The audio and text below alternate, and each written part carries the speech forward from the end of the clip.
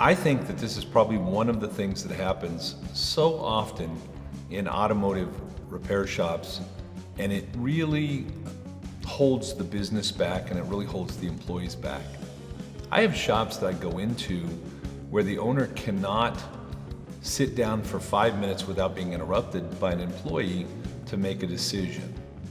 And I know that you want your employees to come to you because it makes you feel good to be able to make good decisions. And I also know, based on my experience, that it can be nerve-wracking thinking about some of my employees making decisions.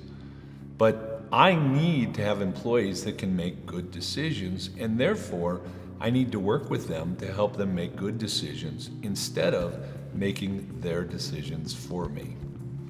Now, micromanaging is making decisions that you should not make and basically telling employees what to do all the time and how to do it all the time. In a well-managed business, the employees have goals and targets and they have standards. They know what they're supposed to do. In my company, my employees knew that we expected 9.6 hours worth of quality work from them every single day. And my service advisors knew exactly what they were supposed to sell every single day. In my company, we needed to sell $15,000 worth of sales daily. We had approximately 13 cars coming in. We needed to have a decent average repair order. We needed to bring the right customers in. And I needed my employees to do that work and do a quality job. The difference between a manager and a micromanager, in many cases, is where the focus is. A micromanager will answer a lot of questions, will spend a lot of their time either hands-on working with the employee and showing the employee what to do every single day. And a good manager will look at results and look at what the employee is doing to get the results. So a micromanager might think they're doing a lot of training, but they're really not. They're micromanaging. A good manager will do more training and less hands-on.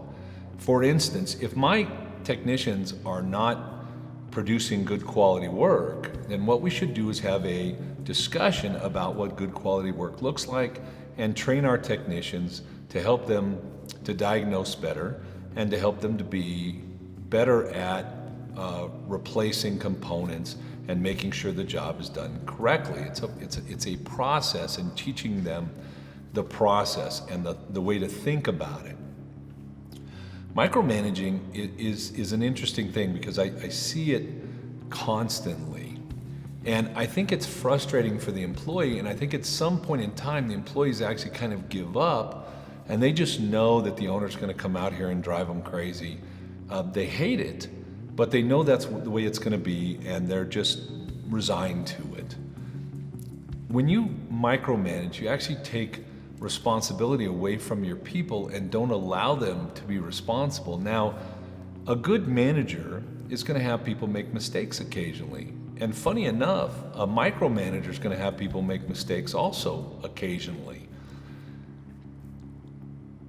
You have to be very, very careful about how you handle someone that makes mistakes and how you work with your staff. I have a secret or a tip that I'll give you here. When I have someone come and ask me a question, for instance, Michael, our photographer who's filming this, a couple days ago came and asked me about some speakers and things that we needed for an event that we were having. And he wanted me to look at the different speakers and look at the different systems. And basically in my head I'm thinking, why do I want to look at that stuff? That's his job, is to tell me what the best thing is, and also to be price conscious so we're not overspending. And so what I did was I told him, Michael, whatever you feel we need to do, that's what we need to do. And he went out and got what we needed, and we did our conference and everything worked fantastically. Now, a micromanager would not have done that. A micromanager would have went up and spent time to look at all the different bits and pieces and then made the decision. And what you do there is you rob your employees from being able to make decisions or from making decisions. And you certainly don't want that. You want your employees to make decisions. So if you feel like your business controls you, if you feel like you're a person who really almost never gets time to themselves, or time, the employees can't make a decision without you, then here's what I want you to do. Every time for the next 2 weeks, an employee comes up and asks you a question, I want you to think, I just want you to stop for 3 seconds. In your head, I want you to think, should I answer this question, or is this a question that the employee should answer themselves? Now, obviously they have no basis to answer the question, or if it's not an area that they're responsible for, then maybe I don't want them to answer the question. But if it has to do, another example, I was in a shop trying to talk to the owner. He was interrupted about every 5 minutes for the first half an hour. So I would say that at least 5 times in a half an hour he was interrupted by employees who wanted him to come look at something and make a decision. Now, that's frustrating for me because I'm trying to talk to him, but also frustrating for him because he couldn't be talked to. Every single time he went out and showed the employee what to do. So I told him, I said, next employee that walks in the door, let me handle it. And in walks one of his senior techs, and the senior tech says, hey, I need you to look at something. And I said, well, what is it? And he said, well, I've got a car that I'm checking out that's got tranny cooler lines leaking. It's got an oil leak, and I think it's transmission cooler lines. And I said, okay, great. What do you think you should do about that?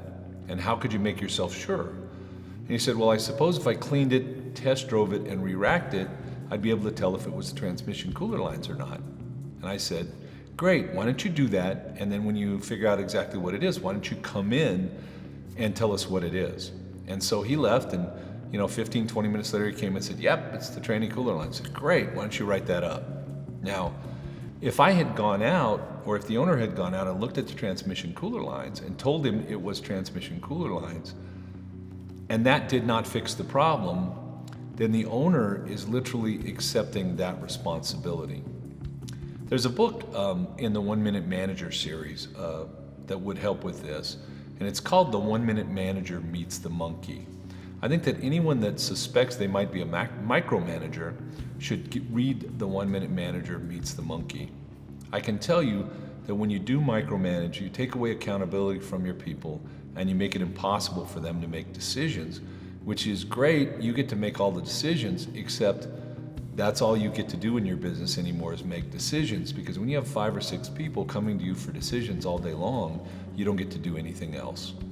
And you cannot plan and or truly run or manage your business at that time. We hope you enjoyed this week's tip. For more information on the concepts we discussed, check out our upcoming classes at www.ifrabe.com/classes, or listen to the Leading Edge podcast at institutesleadingedge.podbean.com, where we discuss business topics just like this one with a panel of industry experts. You can also contact us whenever it's convenient, and we'll set up a free consultation on how the Institute can help you better your business, your life, and the industry as a whole. We'll see you guys next week.